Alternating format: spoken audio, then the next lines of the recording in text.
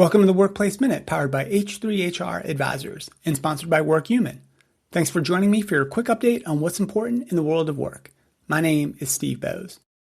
Today in the Workplace Minute, we're talking about Deloitte and the growing controversy around their reported cuts to some employee benefits, including reduced parental leave, fewer PTO days, the elimination of pension accruals, and the removal of fertility and adoption support for some of their workers. This is one of those stories that goes beyond one company, because when employers cut benefits tied to parenting, caregiving, recovery, and financial security, they're not just reducing expenses, they are testing trust. We'll talk about the facts, the real impact on their employees, why women and caregivers often bear the biggest burden, and why moves like this can create lasting damage to culture, engagement, and retention. The basic facts of the story are these. According to reporting from Business Insider, Deloitte plans to reduce benefits for some U.S. employees in its center talent model, which includes a number of internal support roles like administration, IT support, and finance.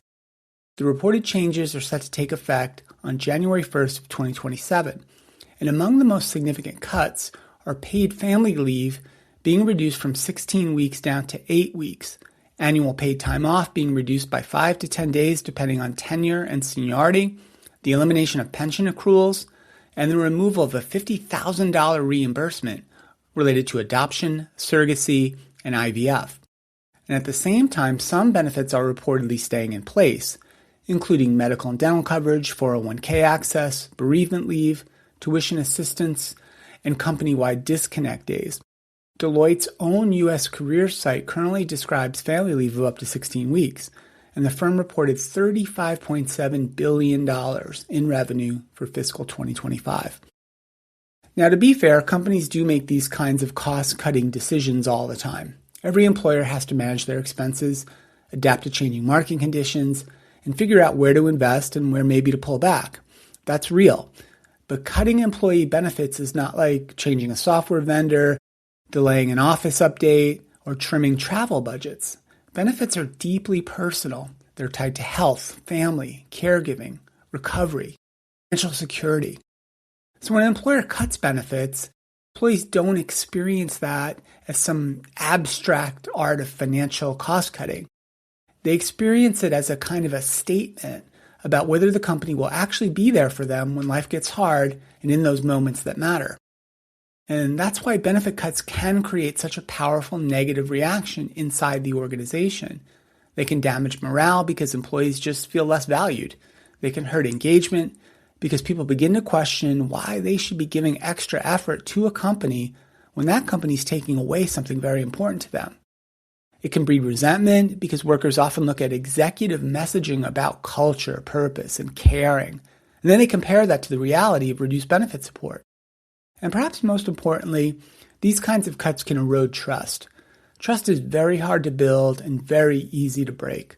And once employees start to believe that the company's promises are really just conditional, they're flexible, perhaps even disposable, it changes the entire employment relationship. And in this case, the specific nature of the reported cuts also matters a great deal. Reducing paid parental leave from 16 weeks down to 8 weeks, that's not a minor adjustment. For a new parent, those weeks are not symbolic. They can shape physical recovery, bonding with the new infant, family routines, employee mental health, childcare planning, and the transition back to work. The elimination of support for adoption, surrogacy, and IVF is also not just some niche perk disappearing from a benefits list. For the employees who need that support, it can affect whether they are able to build the family they want at all. Cutting PTO is also significant because paid time off is not a luxury. It's recovery time, it's caregiving time, it's medical appointment time, it's time spent with your family. It's the breathing room that people need to sustain their demanding lives inside and outside work. Other research from MetLife found that 76% of workers identified paid leave as their must-have workplace benefit. There's also an important equity dimension to consider here. Cuts like these are very likely to fall disproportionately on women and on caregivers. That's the reality of how care is distributed in our society and in the labor market.